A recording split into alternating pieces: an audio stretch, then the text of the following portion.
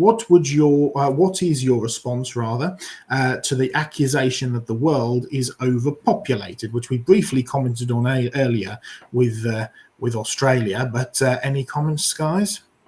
Well, I'll make again a repeat of it, and then you can take over, Craig. I have trekked through Canada.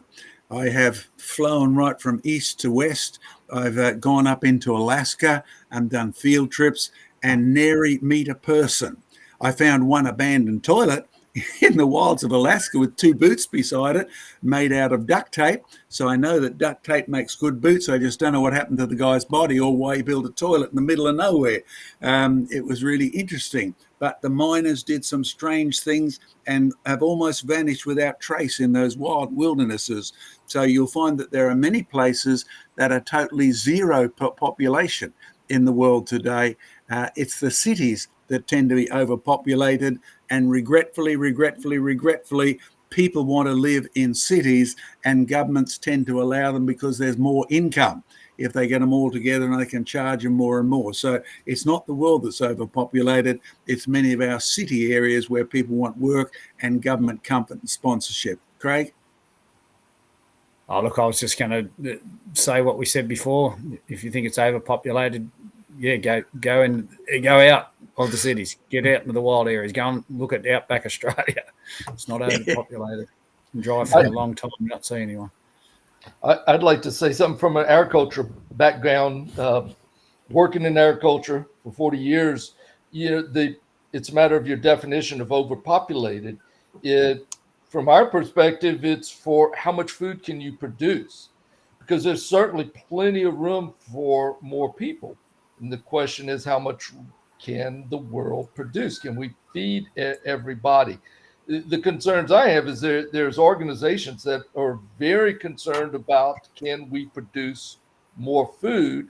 And of course, then they want to do that while protecting the environment. But some of these organizations are going out and buying the prime agriculture land and putting in solar farms. Well, that's accomplishing just the opposite of what they're wanting to do. If you want to put in solar farms, maybe you should strategically place them on areas that can't produce. A good example, drive across the Mississippi. Some of the most productive land in America is the Mississippi River alluvium, and you'll see that land's taken out of agriculture production for solar farms. So you're going to produce less food. So, from that perspective also, I think we're down to less than 2% of the population is actually involved in agriculture production. As John said, people want to live in the city. They don't want to be out there producing the food. So what is your definition of overpopulated? If it's based upon how much food you produce, or is it based on how much room that we have? Because we certainly have plenty of room for more people. And I asked a professor from Vanderbilt University what he thought about the population of the world, and I was surprised when he came back with this answer. He said, well, if you took everybody on the planet, and this is roughly 20 years ago at the moment, he said you could stand them 1 meter apart so they could swing their arms around, and he said you'd fit them all on Rhode Island. And it hasn't changed much. Of course, I had to remind them that if we took everybody on the planet, stood them 1 meter apart, we would need much better deodorants, which is really true. But we are way far from being overcrowded. We may be inefficient at agriculture, yes, as Glenn implies. And like even on my property here, I delight on just my few acres in being able to go and get a chicken, being able to go and pick tomatoes, pumpkins, potatoes, etc., and actually feed ourselves. And in Australia after World War II, many of the soldiers were automatically, and this is World War I particularly, given 50 acres, and they were expected to survive. And if they had the skills, it was no trouble at all. Even my dog with canine teeth goes around digging up the potatoes that I miss and enjoys eating them. So a vegetarian world in the beginning is not a foolish idea at all. My dogs love that sort of stuff as well as grass. So when you look at the biblical history, it doesn't start out with an overcrowded planet. It starts out with 2 people who are told to multiply and fill the earth. And then after Noah's flood, God tells us we will have cold and heat. So the question we saw before about the environment in Alaska and Antarctica, etc., doesn't even become relevant till after Noah's flood, because we've seen that good to bad to worse progression we keep thumping on about, and will continue to do so if you want to understand some of the vagaries of the climate and population controls today.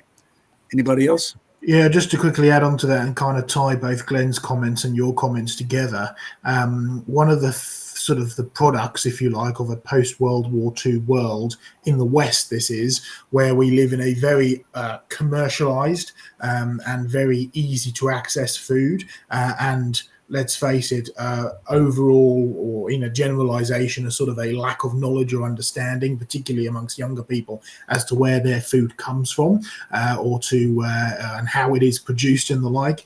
If you look at some of the figures, globally, there's about 2.5 billion tons of food that goes to waste every year, which would be enough to feed about 3 billion people. Now, currently, if you look on the national statistics, which I think it's the states that produce it, there's about just shy of 1 billion people that are currently starving. So it's not so much about a lack of agriculture, it's also about how that food is distributed.